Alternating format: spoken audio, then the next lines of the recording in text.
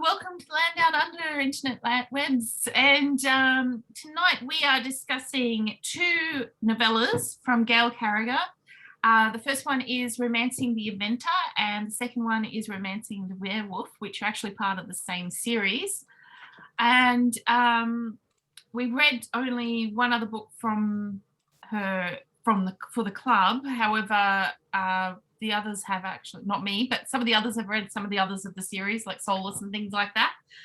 So some of us will have more knowledge about the series in general. But let's start off with general thoughts for both books, I think. So, Kirsten? I really enjoyed both of them. I knew kind of what I was getting into, having read other stuff in the universe. So I knew what they were probably going to be like. I liked the Romancing the Inventor one better. I found the Werewolf one seemed to need a little bit more prior knowledge about the world, or it was written almost like it was expecting you to have more knowledge, and I've forgotten most of what I read in the rest of the series, so I kept going, that seems really familiar, but I can't remember exactly what happened. So I think if I hadn't read anything, it wouldn't have bothered me as much, but it kept making me think, oh, I think I can remember something about that, but I can't exactly remember it. It was annoying me. Whereas that seemed to happen less in the Inventor one. But I really enjoyed them both. Nice, light, fun, easy reads. And I guess we'll go into more detail in a minute. Awesome. Naomi? I'm a bit the same. I enjoyed both of them very much. I've read them previously, so this was a reread for me. But again, yes, I feel like Romancing the Werewolf did require more prior knowledge of the universe than Romancing the Inventor did. Like, I feel like while there was stuff that, because I have read the other books, it meant something to me, it didn't need as much as Romancing the Werewolf did. Like, I feel like there was more in Romancing the Werewolf where I was like, oh yeah, that happened in that book, and like there was a lot more things that made the story make sense in that story than it did in this story, in Romancing the Inventor. Yep. Elizabeth?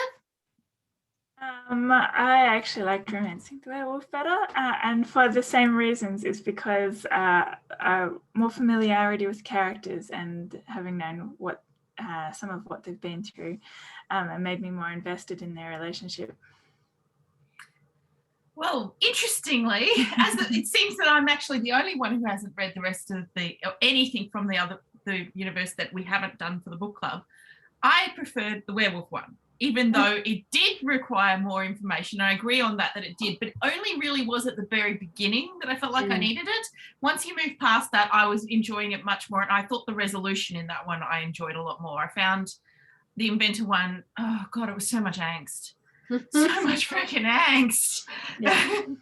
And so while I really liked the characters in that one and I was fully invested in their relationship, I didn't find the resolution as satisfying, whereas I did find the Werewolf one very satisfying. I felt, really happy with that ending. So that for me was a major part of it. I think with a short book like this, I really like the ending to be really land. But even with that one, I think we may as well get into specifics because that's all of us.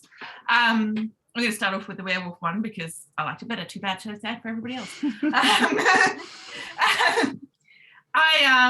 I think I liked that one better because I enjoyed all of the cozy werewolf household feels. That was fun. Yeah, like apart from the landing the ending element, that was, I really enjoyed all of the other characters in it, whereas I couldn't do that with the Inventor one. And so this one, actually I would even say this one was quite light on the romance side of things. It was more the story of their household than anything else. And maybe that too is because they've already set up a lot of that to begin with. Like it's plain that there's history between these characters. Yeah. But also just even the setting's very different. The setting for the Inventor one was hostile. This one, the setting wasn't hostile. So very true, yeah. Yeah. So, but yeah, I mean, we're comparing them when probably if we'd read them separately, we wouldn't have. It's just because we read them together that we're getting a lot of comparison. Yeah, I think it's kind of a natural thing to do when you read two books back to back that are in the same world and by the same author, that you go, oh, which one of these did I like better? And I did enjoy both of them, and I wouldn't, you know, it's more just that I was like, oh, I wonder which, you know, I remember thinking about which one I thought I would like more. And I do remember the Inventor character from other books that I've read too, and I think that probably helped with that one because I really liked her. She was great character. Yeah, that kind of helped steer me towards that one as well. I thought the plot line with all the babies showing up was really funny in the werewolf one, although I did feel that it got solved too easily, but then that's probably just because it's a novella and it's like, well, you can't make it more complex. You know, it was like, oh, it's another werewolf and we're just going to kick his ass really easily and it's not going to be difficult to beat him. And because I remember being like looking at how far I had to read, and I was like, oh, well, they're going to easily beat him because there's only this many pages left. So I had that problem in the first Murderbot book though, because I was just sort of like, oh, we're at the end, there's nothing else. I feel like there should be more. Yeah, I think I remember us discussing that back then too. It's probably a symptom of me reading a lot of longer books and not a lot of novellas. That I keep waiting for the next, you know, like where you go, oh, I think we've really fixed the problem and now here's another huge bad thing that happens that throws this all out again. And they're just it's exactly that, in the novel to do that. Yeah. So, and I suppose in a lot of respects that was the point. Did anybody else get 3 Men and a Baby vibes in all of this though? It's been a very long time since I've seen that movie, so it didn't make me think of it. Probably a bit at the beginning when they're all like, oh my God, it's a baby, what do we do? Yes, exactly that. I mean, they got it sorted by having a nurse join them so that they could take care of all of that sort of thing. So, but yeah, I thought it was fun. And I think that's the thing. Like I enjoyed the fun aspect of that one, whereas I didn't find the other one fun. It was good. It just wasn't fun. Mm-hmm. They were stories that filled their very different needs. Romancing the Werewolf was a very family warm story, whereas Romancing the Inventor had a bit more of a like romance story, but also more like mystery kind of thing. Like it was more of a, like there was a little bit more action kind of, like, you know what I mean? Yeah. But it was more like the Romancing the Werewolf was a lot more about the family of the household and, you know, how they all got through each other, like through things with each other, and how they had their relationship, not just between the two of them, but the household as a whole. Well, I suppose it's different too, because in a lot of respects, if you think about it, they were already in love before the real story started in that one. Like that was already established.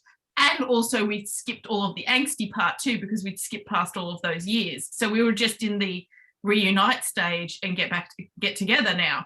And whereas the other one had the whole scope of a romance story, the meeting, the getting to know each other, that, you know, so there was all of that in there. So very different from that respects. Yeah, I must admit, when you talk about the angst, that did annoy me, that whole like, oh, you know, she's basically telling her, you know, I really like you. And she's like, oh yes, but you know, you don't really, and you know, I'm kind of forcing you into it and all of that. And her, I get that was annoying. That I got it at the beginning, but after a while, I'm like, okay, this is going on too long. Like, get your shit together, people. That's what I didn't actually like about the resolution, is I didn't feel like that was actually resolved well enough in terms of me feeling like that she was fully into it by the end, if that makes sense. I didn't feel like she'd fully sort of verbally or in any other kind of way shown her turnaround and that she was going to be committed. It was there, it's just that it wasn't enough to make up for everything else that had happened beforehand for me. But that was a personal thing. I was sort of like, you put her through a lot through all of this. You could have been a little bit more explicit about that you're here now. Yeah. God, and I had such a freak out when, well, not a freak out, but, you know, I was so on tenterhooks when the Inventor went away and she was left alone in that household with the vampires. And I was just like, what are you doing? You know things are going on. What are you doing? Yeah. Yeah, some of that was too real, definitely. I don't have much else, guys. No. I was just thinking the same thing. I mean, they were enjoyable. Yeah. This is the problem when we all enjoy the book. Yeah. We all enjoy it. We all agree with one another, and we're all like, "It was good, A+. Yeah. I liked it." We enjoyed it, and there wasn't enough. There's not enough depth Yeah. to add things to talk about as well. Like they're Yeah. just Like they were just two very short novellas. Like it's not like it's not like it's a long book. No. And it really, they were also very, you can tell that they were books that were meant to fill in some gaps in a bigger storyline. Even though you could read them by themselves, because of that, they also don't have a lot going on in them either. And so they're to meet, they're a fan service, they're to meet a particular need within the group. It did actually make me want to go back and reread that series. I haven't, like, I read it, I think it was one of my first Secret Santa books from the group. So that was a long time ago. And I've forgotten a lot of it, and I probably should reread it because I did enjoy the series, and it's probably, I've forgotten enough that, you know, it'd be one of those rereads where I'm like, I can't even remember how this ends, so it's just like reading it for the first time. I did read Soulless before I tackled these two, which was I see only Soulless. I haven't got to the rest of it yet, but I think that was good because it allowed me to see Biffy at the beginning, which before Biffy was Biffy the werewolf. Before Biffy was That's Biffy the werewolf. drone. Oh, Yeah, interesting. Yeah, that was good. I enjoyed that, and so that is a lot of why I think I probably enjoyed Romancing the Werewolf more. Reading the Soulless series give learning a lot more about those characters, especially like Biffy and Genevieve, like the inventor, like learning more about her and how she got to where she is and that sort of stuff. Like you do learn that sort of stuff in Soulless, and it gives it a bit of a deeper understanding of like why she is how she is and why he is why he is like he is and that sort of stuff. Yeah. Genevieve doesn't appear in Soulless. It'll be some of the later books because I definitely didn't recognize her. I don't think she's in Soulless, but she is in that series. Yeah. I'm pretty sure it'll be the next book that she'll pop up. Yeah, admittedly, like I so after we read the other novella that we read, I was fully ready to give the whole series a go and all of that sort of thing. I finished Romancing the Inventor and I'd lost all of my interest in reading the rest of the series, even though I was very interested in finding out about this extremely big octopus or something that she had made. That sounded very interesting, and I was like, but then I read the Werewolf one. I was like, oh yeah, now I probably do feel like not rereading. I feel like reading the rest of the series again. No, whatever I was going to say is gone again. Oh, sorry. No, that's all right. It'll come back. Oh, that's what it was.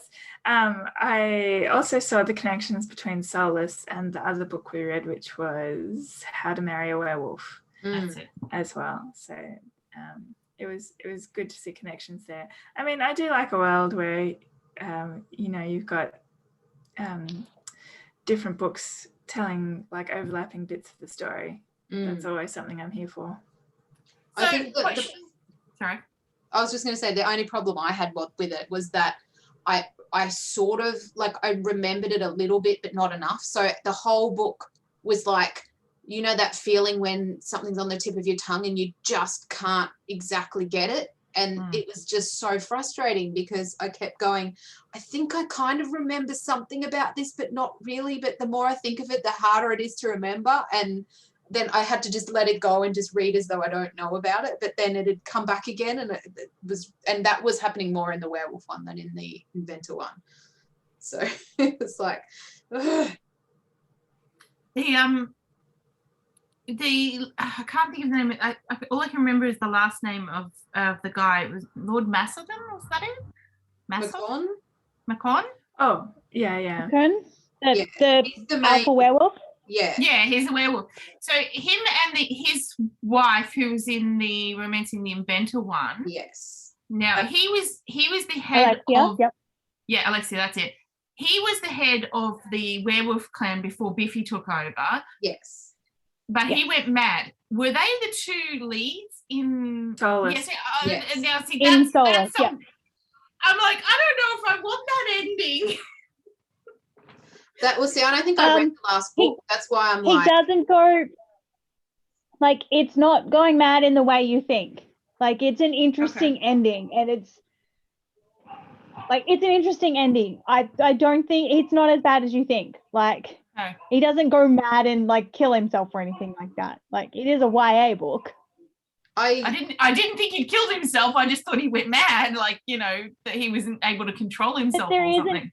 There is an interesting solution to it, and I don't want to tell you too much, but there is an interesting way that they work through his madness. Okay.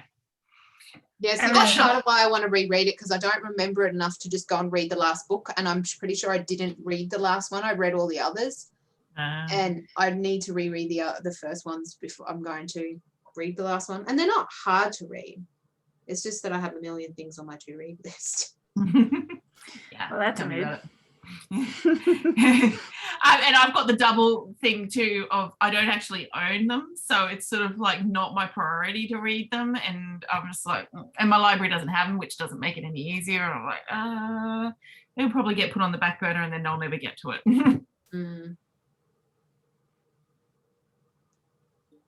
I'm pretty sure I bought most of them on Kindle, but the first one I'd have a hard copy one. Yeah, because it was a Secret Santa present. My library got them in on interlibrary loan for me, which means I can get them, or at least get the first couple, so that I can give it a go before I commit.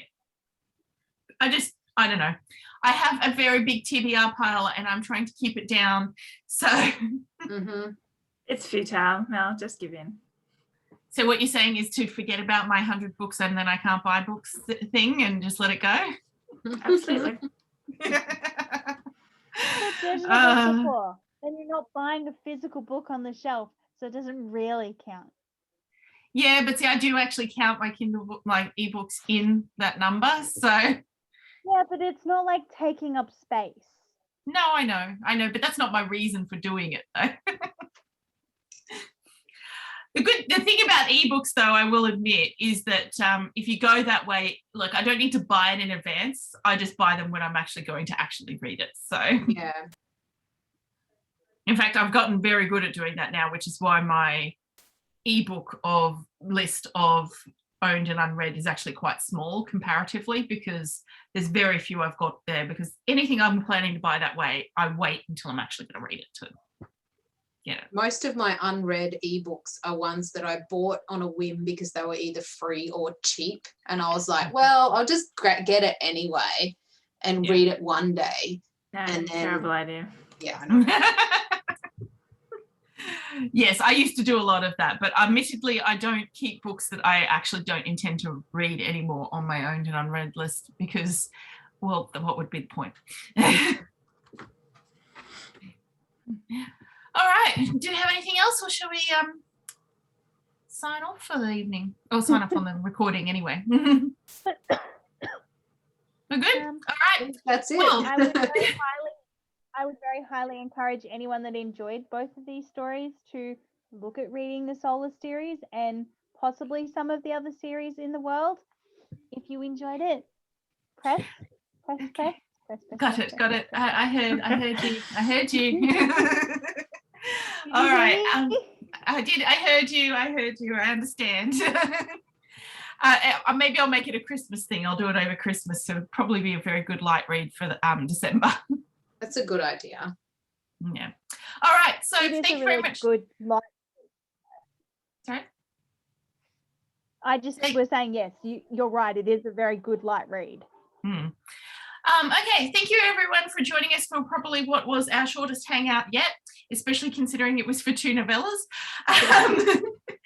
And if you come back in 2 weeks, we're going to be reading, what's it called?